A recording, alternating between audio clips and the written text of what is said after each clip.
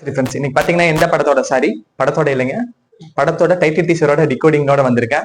என்ன படம்னு பாத்தீங்கன்னா பராசக்தி. இந்த பராசக்தியை வந்து யார் டைரக்ட் பண்ணிருக்காங்கன்னு பாத்தீங்கன்னா சுதா கோங்கரா மேம், சிவகார்த்திகேயன் சாரு, சிவகார்த்திகேயன் அண்ணன், அப்புறம் பாத்தீங்கன்னா அதர்வா சாரு, அப்புறம் ரவிமோகன் சார், ஸ்ரீலீலா மேம், இவங்கெல்லாம் நடிச்சிருக்காங்க. இந்த படத்துல ஃபர்ஸ்ட் நடிக்க வேண்டிய கேஸ்ட் அண்ட் க்ரூ பாத்தீங்கன்னா உங்களுக்கு ரவிமோகன் சாரு, அப்புறம் இது sorry Dulquer Salmaan sir, Suriya sir, அப்புறம் வந்து நஸ்ரியா மேம், இவங்கெல்லாம் நடிக்க வேண்டியது. அப்படியே ஒரு மாற்றத்தில் உருவாகி சுதாகரங்கிற மேம் இயக்கத்துல இவங்க நடிக்க வேண்டிய சூழ்நிலை வந்துருச்சு. பராசக்தி, இந்த பராசக்தின்னு சொன்னனையுமே வந்து ஒரு 73 வருஷத்துக்கு முன்னாடி ரிலீஸ் ஆன படங்க அது. நம்ம சிவாஜி சாரோட முதல் படம், அவர் கெரியர்லயே வந்து முதல் படமே மாபெரும் வெற்றியான படம். அதாவது தமிழ் சமுதாயத்தையே வந்து ஒரு புரட்டி போட்ட படம். நம்ம கலைஞர் கைவசனத்துல உருவான படம் தான் அந்த பராசக்தி. அந்த பராசக்தி பாத்தீங்கன்னா ஏவிஎம் நிறுவனம் தான் தயாரிச்சது. அதுக்கப்புறம் பாத்தீங்கன்னா அந்த காலத்துல ஒரு மாற்ற சமுதாய புரட்சியை கொடுத்தனால இந்த காலத்திலயும் வந்து ஒரு சமுதாய புரட்சியை கொடுக்கணும்னு நம்பி ஏவிஎம்மே வந்து அந்த பராசக்திங்கிற டீசர் வந்து டைட்டில வந்து இந்த கம்பெனிக்கு விட்டு கொடுத்துருக்காங்க. இப்ப மெயினா என்னன்னு பாத்தீங்கன்னா இந்த படத்துல அந்த காலத்துல பராசக்தி வந்து உண்மையாலுமே வந்து பெரும் மாற்றத்தை கொண்டு வந்ததுங்க. அதாவது வந்து ஒரு சாமியாரோட காமப்பசிக்கும் அப்புறம் முதலாளியோட காமப்பசிக்கும் சிக்கலான அவல நிலைக்கு சிக்க போற நிலைமையில தப்பிச்ச பெண்ணு. அப்புறம் பாத்தீங்கன்னா உங்களுக்கு நிறைய புரட்சி சிந்தனைகள், நிறைய சமுதாய மாற்ற சிந்தனைகள், இதெல்லாமே வந்து உங்களுக்கு அந்த படத்துல வந்து தெளிவா மேற்கோள் காட்டியிருப்பாங்க.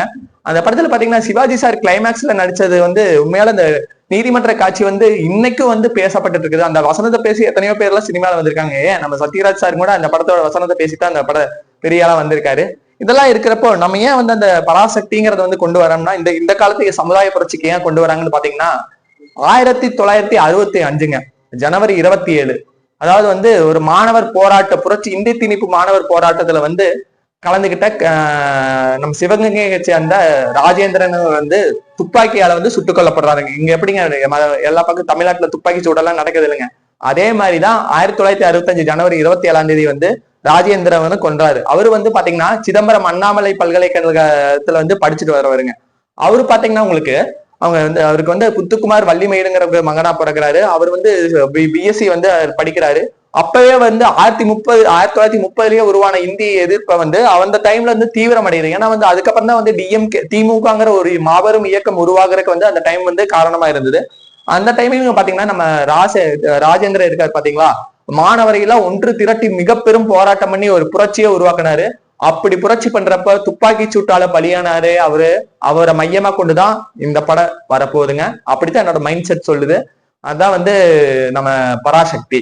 சரிங்க, நம்ம இந்த மாதிரி இந்த மொழிப்போர் தியாகிகளை வந்து பேஸ் பண்ணி எடுத்த படம் இருக்கலாம் கண்டிப்பா. ஏன்னா வந்து ஏவியுமே வந்து டைட்டில விட்டு கொடுக்குதுன்னா கண்டிப்பா வந்து இந்த காரணம் இல்லாம இருக்க போறதே கிடையாது. நம்ம படத்தோட டைட்டில் டீசரோட டிகோடிங்குள்ள போலாங்க. அதாவது படத்தோட ஆரம்ப காட்சியிலே பாத்தீங்கன்னா நம்ம ரவிமோகன் சார் வந்து கன்ல வந்து ஒரு இதை வந்து பாயிண்ட் வந்து வச்சு சுட்டுட்டு இருக்காருங்க. 2-3 டைம் டிக் டிக்னு சுட்டுட்டு வராரு.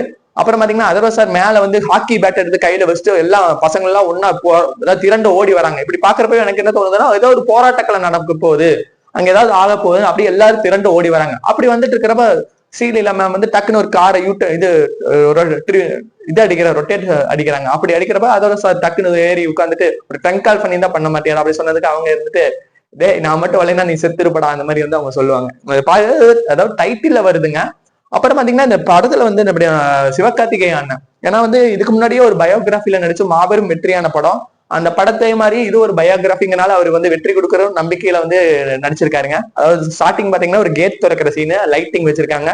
அப்படியே கேட் திறந்து வந்தனையுமே வந்து அப்படியே இப்படி ஜேடி மாதிரி இப்படி கை இப்படி பண்ணிட்டே வராருங்க. அப்படி பண்ணிட்டு வந்தவர் என்ன பண்றாருன்னா டக்குன்னு உங்களுக்கு சேனை ஒன்று வேண்டும் அப்படின்னு கத்துறாருங்க. அதாவது சேனைன்னா நம்ம என்ன சொல்றதுங்க, ஒரு படை, புரட்சி படை, அதுதான் வந்து சேனை ஒன்று வேண்டும்னு மாடி மேல நின்று கத்துறாருங்க. மறுபடியும் பெரும் சேனை ஒன்று வேண்டும், கீழே எல்லாம் ஸ்டூடெண்ட்ஸ் எல்லாம் இன்னும் ஆக்ரோஷமா கத்திட்டு இருக்கிறாங்க.